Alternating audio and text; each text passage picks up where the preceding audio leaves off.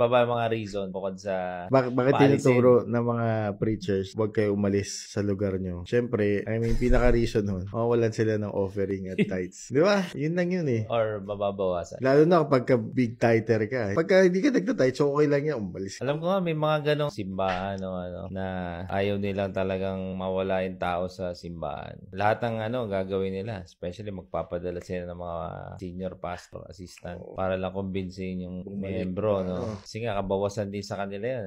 Ang sabi pa nga hindi ka mababless pag hindi ka umupo sa upuan ng simbahan. Talagang doon nakasentro lahat sa lugar, sa building. So, may na-realize ako bro, ito bago lang, no? It's about yung giving, di ba? Usually, ang sinasabi ng mga modern day pastor ngayon, no? Kailangan magbigay ka sa Diyos. Pag nagbigay ka sa Diyos, may term pa sila eh. You can never outgive God. That's why you need to give your tithes and offering. So, bukod sa nanggaling na tayo doon sa tithes and offering, alam naman natin na it's more on the old covenant eh, no? Pero may na-realize ako bro ba? Ito, ngayon ko lang na-realize. These leaders, ang lagi nila sinasabi, give to God. Pero in reality, ang gusto nilang mangyari is put your money into the offering or tithe box inside the church building. Yun talaga ang ibig sabihin nila. Pag sinabi nilang give to God, ibig na sabihin, pag hindi yun ang ginawa mo, pag di ka naglagay ng pera dun sa, offering box or something, yun ang implication nun. Pero di nila sinasabi yun. So, may isa pa implication bro. Ibig sabihin, yung building yung Diyos.